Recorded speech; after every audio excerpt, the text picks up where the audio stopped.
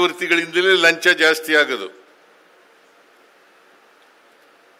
ಅದು ಮಧ್ಯವರ್ತಿಗಳ ಹಾವಳಿ ಇಲ್ದೇನೆ ಈಗ ನೇರವಾಗಿ ಪರೀಕ್ಷೆ ಮಾಡಿ, ನಾನು ಈ 750 ಜನ ಯಾರ್ಯಾರು ಆಯ್ತಾ ಇದ್ದೀರಿ ಅವರೆಲ್ರಿಗೂ ಹೇಳ್ತೀನಿ, ಯಾರಿಗೂ ₹1 ಕೊಡಬಾರ್ದು, ಮಧ್ಯವರ್ತಿಗಳು ಕೂಡ ಇರಬಾರ್ದು, ಮಧ್ಯವರ್ತಿಗಳು ಕೂಡ ಇರಬಾರ್ದು.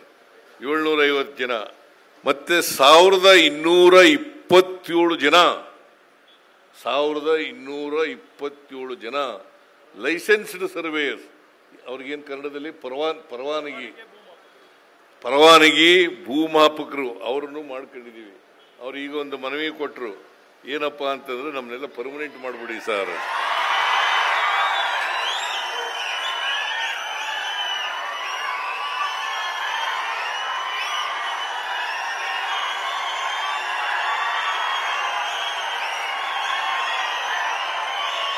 ಇಲ್ಲ, ಈಗ ಗೊತ್ತಾಯ್ತು.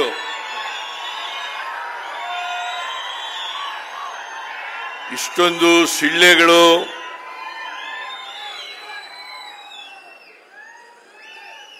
ನಿಮ್ಮ ಈ ಉದ್ಗಾರಗಳು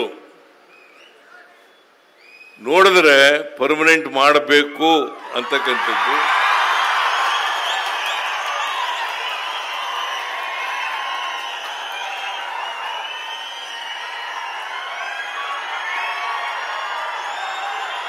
ಆಯ್ತು ಬಿಡಿ, ಆಯ್ತು. ನಮ್ಮ ಸರ್ಕಾರ ಈ ಯಾರ್ಯಾರು ಲೈಸೆನ್ಸ್ಡ್ ಸರ್ವೇಯರ್ಸ್ಗಳಿದ್ದಾರೆ ಅವರನ್ನ ಪರ್ಮನೆಂಟ್ ಮಾಡಲಿಕ್ಕೆ ಏನಪ್ಪ ಷಡಕ್ಷರಿ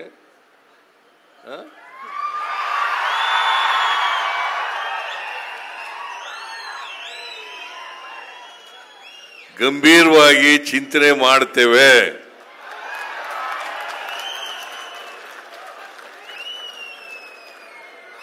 ಅದನ್ನು ಮಾಡೋಣ.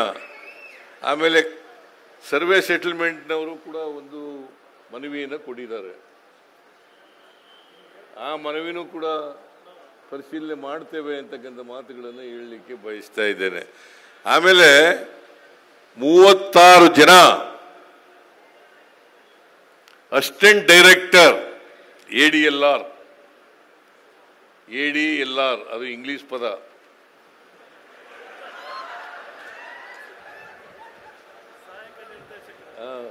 ಸಹಾಯಕ ನಿರ್ದೇಶಕರು, ಅವರನ್ನು ಕೂಡ ಇನ್ನು 2 ತಿಂಗಳಲ್ಲಿ ನೇಮಕ ಮಾಡಿ ಆದೇಶ ಕೊಡ್ತೇವೆ. ಒಟ್ಟಾರೆಯಾಗಿ ಕರ್ನಾಟಕದಲ್ಲಿ ಸರ್ವೆ ಕೆಲಸ ಸಂಪೂರ್ಣ ಆಗಬೇಕು.